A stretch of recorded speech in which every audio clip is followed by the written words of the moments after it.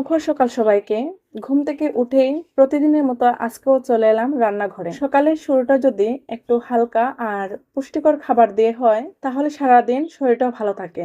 তাই আজকে একদম সহজ একটা রান্না বসালাম, চাল ডাল আর সাথে ঘরের কিছু তাজা সবজি, যেমন মিষ্টি কুমড়া, আলু আর পেঁপে। সবকিছু একসাথে দিয়ে কাঁচামরিচ আর একটু ঘি ছড়িয়ে একটা মজাদার সিদ্ধ ভাত বা খিচুড়ির মতো তৈরি করে নিলাম। সকালের নাস্তায় গরম গরম এই খাবারটাই যেমন স্বাস্থ্যকর তেমনি দারুণ টেস্টি। নাস্তা শেষ করতে করতেই দরজায় নক। বাইরে থেকে একটা পার্সেল এসেছে। আসলে আমরা বেশ কিছু ভালো জাতের আম অর্ডার করেছিলাম, আজকে সেটাই ডেলিভারি দিয়ে গেল।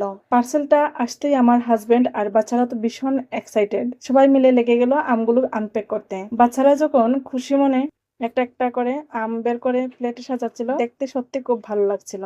আমের সুবাসে পুরো ঘর যেন ম ম করছে। আসলে গরমের দিন যতই কষ্টকর হোক না কেন, এই আমের লোভেই কিন্তু আমরা পুরো বছর অপেক্ষা করে থাকি। আম পছন্দ করে না এমন বাঙালি বোধহয় খুঁজেই পাওয়া যাবে না। আমাদের ঘরেও আমের সিজন এলে সবার মাঝে অন্যরকম একটা উৎসবের আমেজ তৈরি হয়। আমগুলো দেখে তো এখনই জিভে জল চলে আসছে, মনে হচ্ছে কখন কাটবো আর সবাই মিলে একসাথে বসে খাবো। ওর তো আর তর সইছে না, ওইখানে বসেই কাটা শুরু করে দিয়েছে। আজকে সময় বের করে পুরো ফ্রিজটা একদম ফাঁকা করে ভালো মতো মুছে পরিষ্কার করে নিলাম। ফ্রিজটা পরিষ্কার করতে করতে একটা কথা মনে হলো, আমাদের চারপাশের পরিবেশ, এমনকি কখনো কখনো নিজের খুব কাছের মানুষ বা পরিবারের কিছু মানুষের মনেও এমন কিছু অপ্রয়োজনীয় ক্ষোভ, হিংসা বা নেতিবাচকতা জমে থাকে। বাইরের মানুষের চেয়ে ঘরের বা কাছের মানুষের এই হিংসাগুলো কিন্তু বেশি কষ্ট দেয়। ফ্রিজের ময়লা যেমন চাইলে ঘষে মেজে পরিষ্কার করা যায়, মানুষের মনের ভেতরের এই হিংসা বা কালো দাগগুলো যদি ওভাবে পরিষ্কার করা যেত তবে পৃথিবীটা কতই না সুন্দর হতো। যাই হোক, মানুষের মন তো আর আমরা বদলাতে পারবো না, তাই নিজের চারপাশ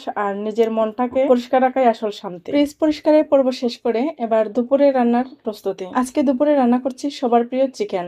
মাংসটা আগে থেকে সুন্দর করে সব মশলা দিয়ে ম্যারিনেট করে রাখছি, যাতে মশলাগুলো ভিতরে ভালোভাবে ঢোকে। চিকেনটা তো সুন্দর করে ম্যারিনেট করে রেখে দিয়েছি।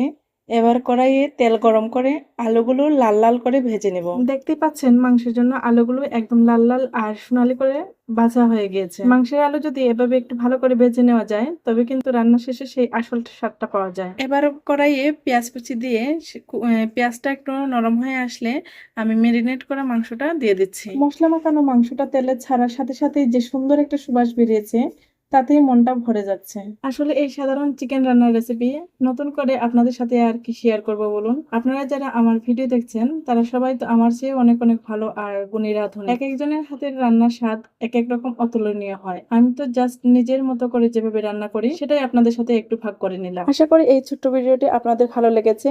আর কথা না বাড়িয়ে বিদায় নিয়ে নিচ্ছি। আপনাদের মূল্যবান সময় নষ্ট করে ভিডিওটি শেষ পর্যন্ত দেখার জন্য সবাইকে মন থেকে অসংখ্য ধন্যবাদ। সবাই ভালো থাকবেন, সুস্থ থাকবেন, টাটা।